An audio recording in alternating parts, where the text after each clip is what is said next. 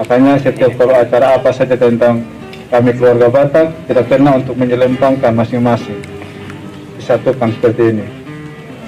Baik, kita akan kembali ke liturgi ibadah kita. Kita akan meresponi akan firman Tuhan. Ini lagu Batak, bisa juga mengikutinya dari buku ND 552 ayat 1 dan 2, Tengah Tuna Med.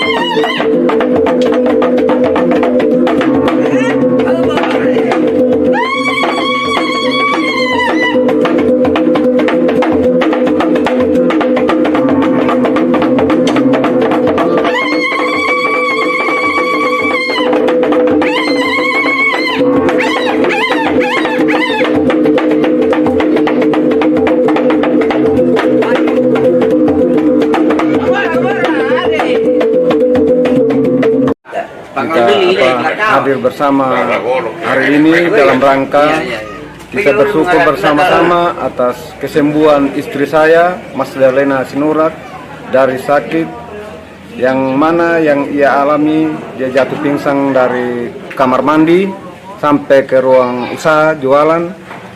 Dari jualan kami menuju ke rumah sakit umum.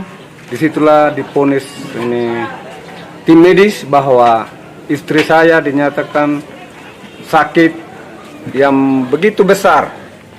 Sudah diberi vonis oleh pendeta, pastor, tim medis bahwa sudah tidak ada harapan lagi. Sehingga di dalam dukungan doa oleh keluarga, semua pihak, istri saya mendapatkan mujizat yang begitu besar.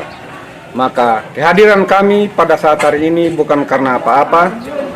Saya minta dari keluarga semua untuk mendukung dalam doa, sehingga di hari-hari selanjutnya kami sekeluarga beserta istri saya mengalami kesembuhan yang begitu besar sampai dengan seterusnya. Terima kasih Bapak Dewan, saya ucapkan terima kasih atas kedatangannya, baik semua keluarga yang hadir pada kesempatan ini. Terima kasih.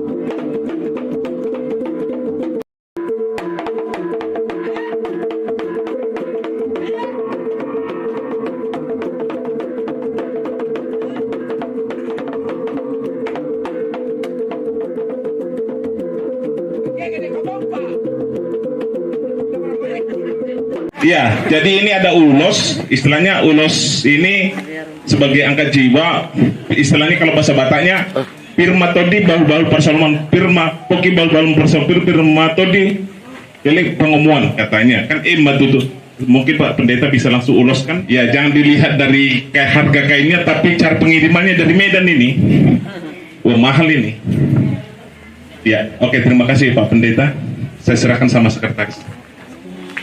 Makanya setiap kalau acara apa saja tentang kami keluarga Batak, kita pernah untuk menyelempangkan masing-masing, disatukan seperti ini. Baik, kita akan kembali ke liturgi ibadah kita. Kita akan meresponi akan firman Tuhan. Ini lagu Batak, bisa yang bisa juga mengikutinya dari buku ND 552 50 ayat 1 dan 2. Tangakku na met-met.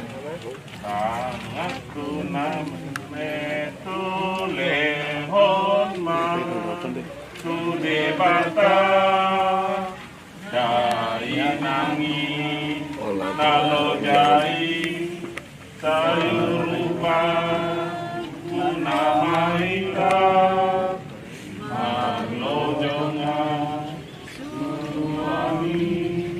dai nangi nalo jai.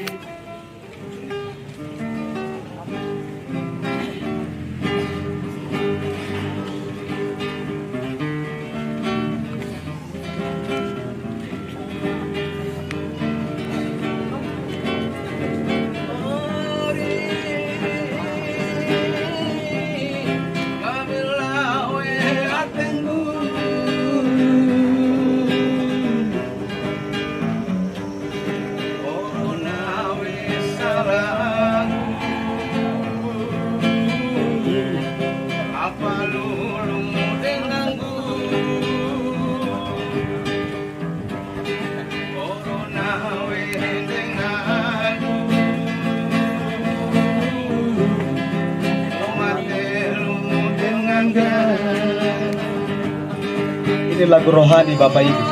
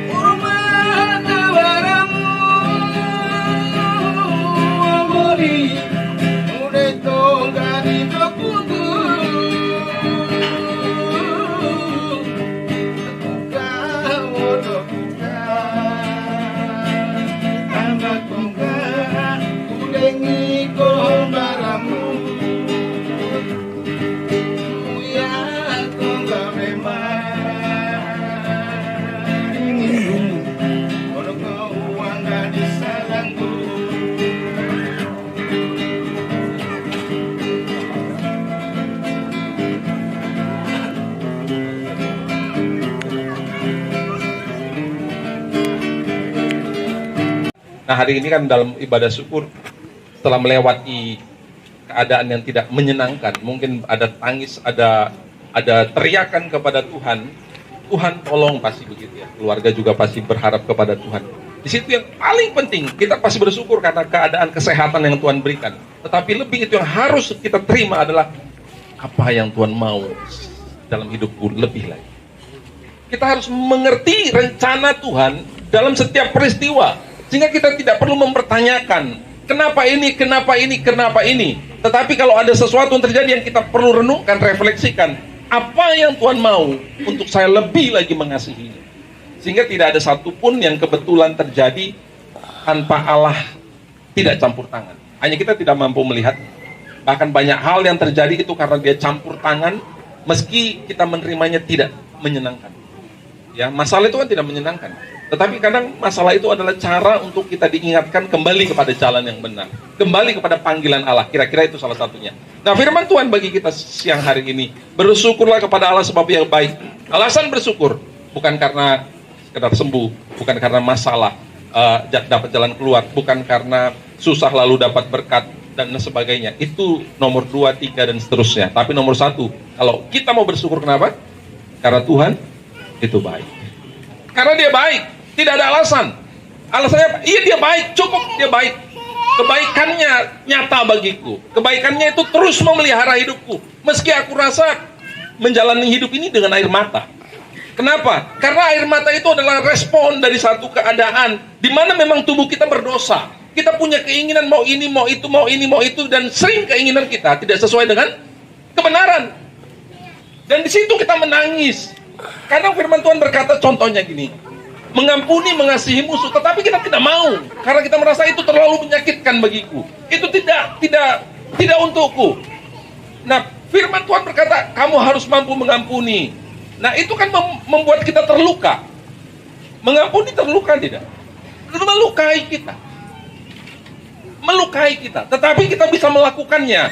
Termasuk Yesus, Dia ketika disalib berkata, ampunilah mereka sebab mereka tidak tahu apa yang mereka perbuat. Kita punya teladan yang harus kita ikuti. Sehingga alasan bersyukur hanya satu, karena Dia baik. Apapun yang terjadi bagi hidupmu hari ini, pertanyakan Dia baik atau tidak. Kalau engkau masih bertanya di mana Allah, kenapa Allah diam? Kenapa? Karena kau belum menyerapi bahwa Dia itu sungguh baik dalam hidup. Karena masih banyak keinginan yang ada di kepala kita. Harusnya kalau bertuhan itu begini. Kalau ada Tuhan itu bisa begini. Kalau ada Tuhan itu begini. Gitu ya.